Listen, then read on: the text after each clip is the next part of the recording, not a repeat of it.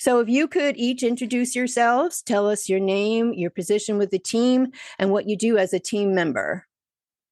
I'm Janet, and I'm an investigator. I'm also, I guess, the group's medium or one of them, and I do remote viewing for the group. So I would be the spiritual person. Awesome. Okay. I'm Dolly Zickler.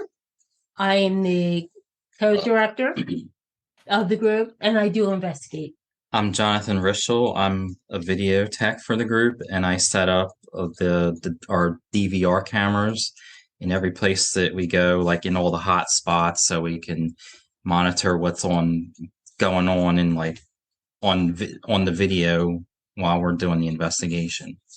I'm George Blanchfield. I'm an investigator. I help set up equipment. Awesome. And the question that you asked, yes, there is more of us. There's actually 7 of us at this time. We do in groups. Normally the whole group will actually go onto the investigation. Okay, awesome. Who was the founder of Delaware City Ghost Hunters, and how has it evolved from the early days? Our group really stayed the same. We came together in 2011. We were incorporated in 2012 as a nonprofit. We do not charge for any of the investigations that we do because it's private homes and private businesses. Walt, who is at the Delaware City, was our founder, and he retired, and that's when I came in, and we have stayed the same. Well, that's great. No, that's great. Absolutely. And anybody can answer this question. Was there a particular time that you felt the draw into the paranormal? Was there a time that you just felt that that's what you wanted to do? You wanted to do paranormal research? Well, for me, it's been lifelong. I grew up in a house with a lot of activity, and I always saw things and heard things as a child. So, and my family encouraged it because they were sort of like-minded and had similar experiences. So for me, it's kind of just been normal all my life. And so when the group came along, it was awesome to get to join because I had always wanted to do this. So I've been with the group for probably about 8 years now. So very happy to have met these guys. And we're happy to have her. Well, that's always a good thing. Anyone else like to answer that? This is Dolly. I have always wondering who's there, why you're here, how can we help you to move? Since I was in my teens. Wow. So it's been a long time that I have been doing the investigation. Okay. Now, have any of you known each other outside of the Delaware City Ghost Hunters, or did you meet each other as you came together? We all met as a group. No, we met you. We met you outside of a group. Okay. From a different group. Oh, right. Yes, George was from another group. Okay. But technically, when George came in, we got to know him.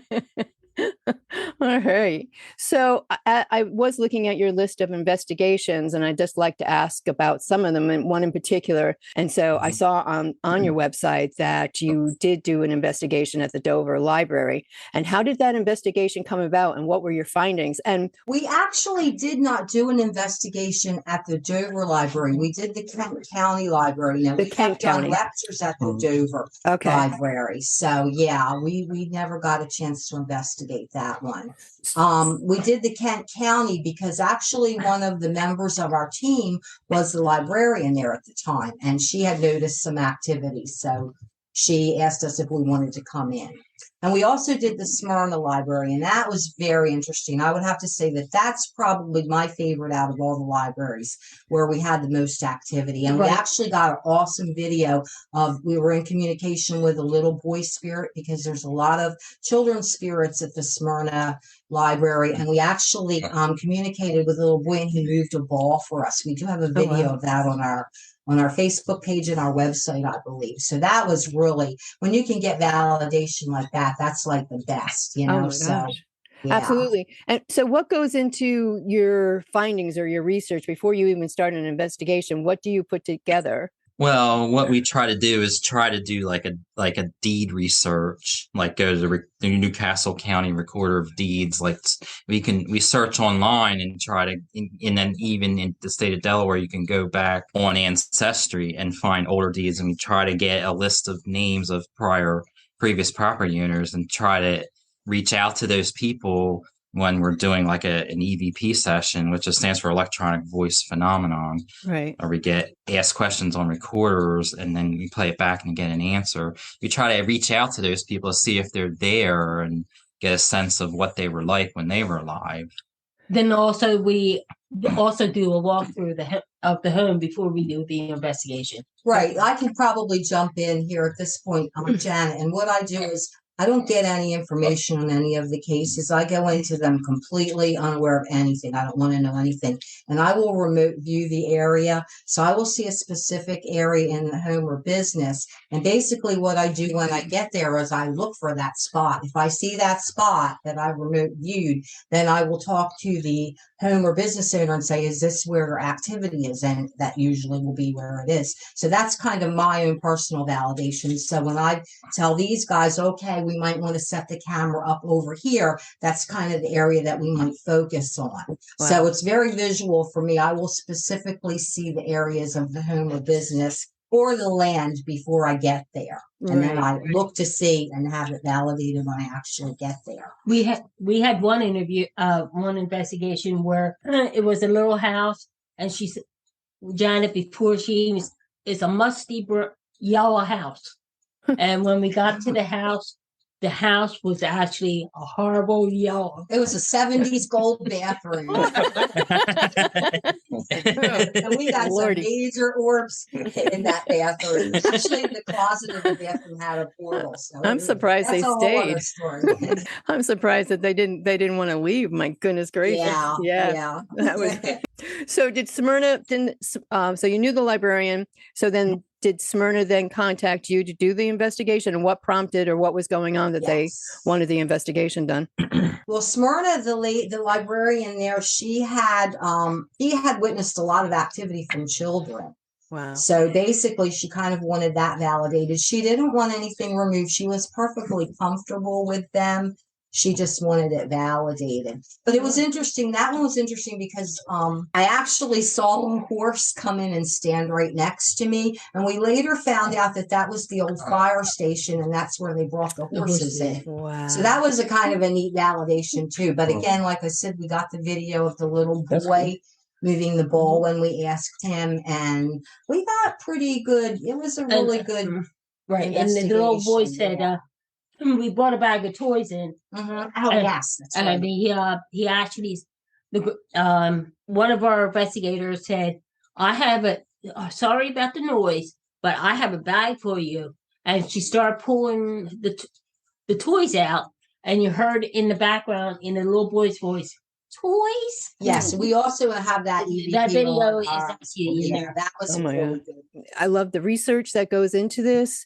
And it was something, the reason why that when I was trying to come up with something for this weekend, obviously Halloween is on Monday, but I didn't want to just do anything. I didn't want to, do bump in the night and let's scare everybody.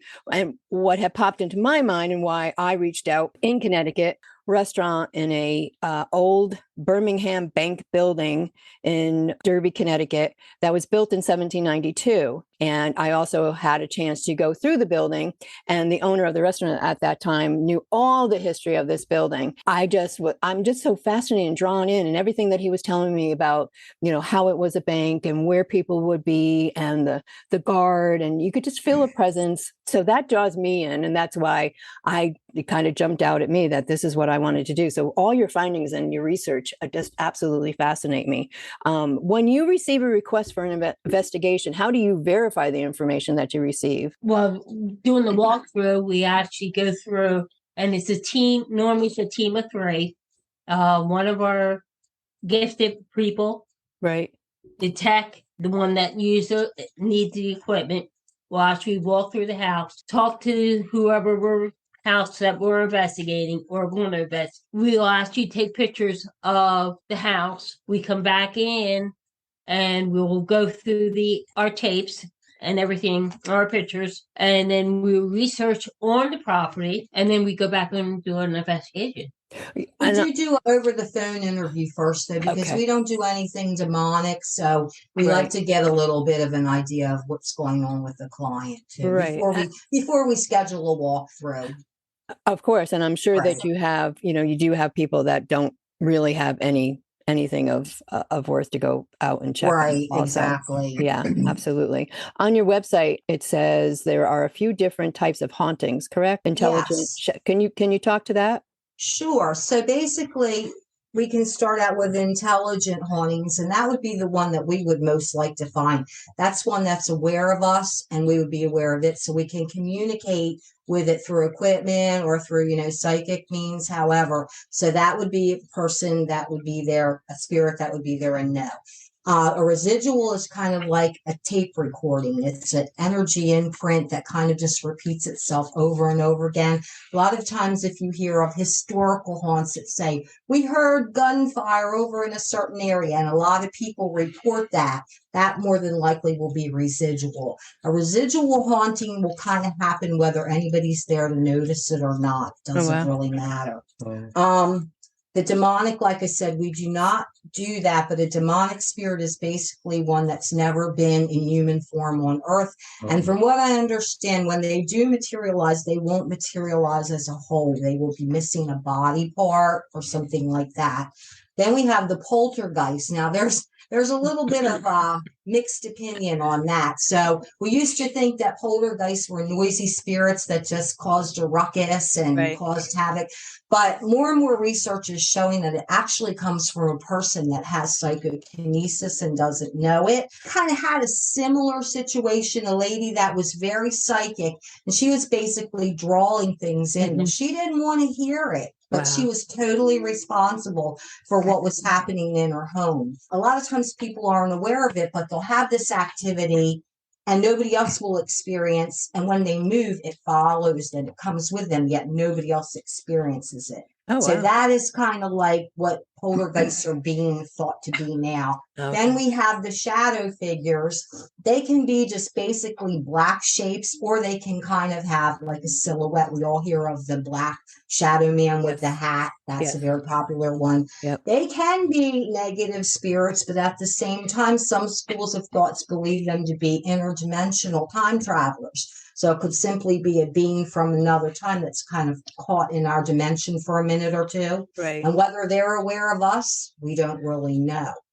Some people have felt negative from them. Other people have just felt neutrality. So they're kind of a mystery too. And then we have the elementals, and they're basically sort of folklore in nature, the elementals, which would be your fire, wood, or earth and air, and they have corresponding little critters that go with them, like a gnome, salamander, a sylph, and undine. So a lot of people don't believe in nature spirits, but there's a community in Finland that grows beautiful vegetation in snow-covered mountains, and they say the fairy folk help them. So you can say, you never know. You're right. You do not never know. You did do an investigation at a horse farm. Yes. Okay. Yes. And so on the horse farm, who called and why, and what was the findings? Well, the lady called us, and she had been in communication with this spirit at her home. It was an intelligent haunting. And for lack of a better word, he was a bit ornery, and he very nasty. Yeah, he liked to touch and grab, and spirits can touch and grab you. Really? It happens, yes. So he was kind of he basically liked her a lot. He did not like men in the house, and he would kind of antagonize and cause the men to feel ill at ease. Even our investigators that night, the men of the group, they had a hard time.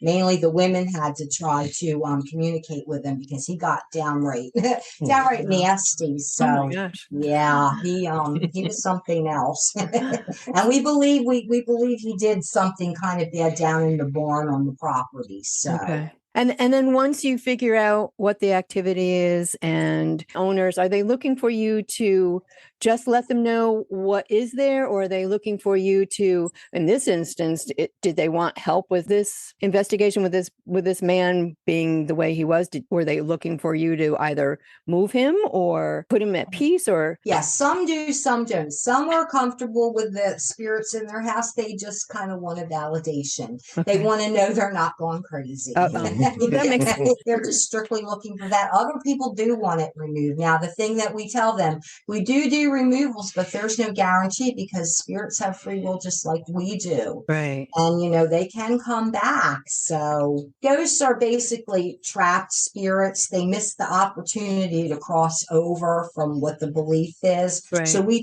open up the gate, so to speak, to let them go back through if they so choose. But again, it's totally up to them. Right. So. George and Jonathan, on the technical side, how long, George, how long have you been on the technical side of it all? Maybe 3 years. And what got you into doing the paranormal side of it? And what were you doing before that brought you in? Well, I bought a house and strange things were going on.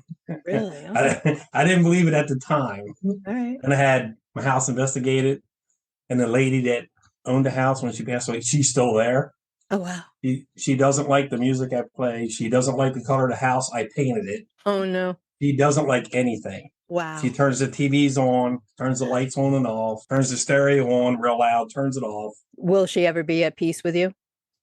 I just ignore. We used to watch TV, and every night at 7:00, the channel would automatically change and Jeopardy would come on. We talked to her son. Wow. And every night she used to watch Jeopardy. Oh, wow. That is so cool. Oh, my gosh. So all the equipment you put in place for recording video and audio? Do you do both? Audio? Yep. And the audio. Okay. We do still pictures, videos. Still picture. Okay. Yeah.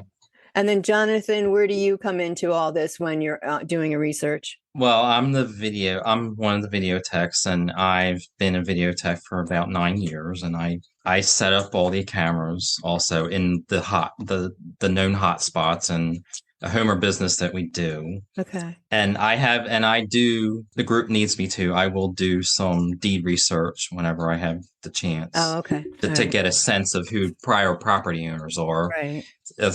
For when they do an EVP session, if they want to try to reach out to a particular person, say, are you here? Is this particular person present? Right. Things like that. And I always had, I guess, a fascination with the paranormal, I must say, since I was a teenager. Wow. I would watch Unsolved Mysteries, and you'd see, segments on there where people were having paranormal encounters. And then I would, start watching, shows like Ghost Hunters. And I just had this like feeling that, all these people can't be crazy. Right. Because they're all experiencing stuff. And I just had this fascination that I wanted to know the truth, to find out more and actually, and do it in a group.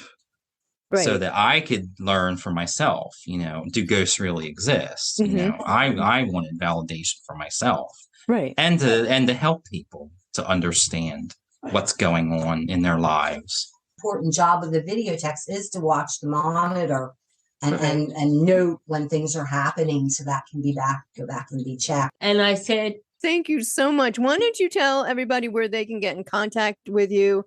Well, we're on Facebook and under Delaware City Ghost Hunters.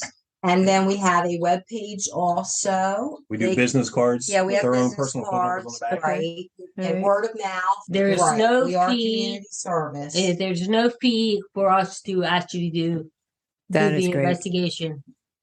And we'll come back as many times as they need us. I want to thank everybody.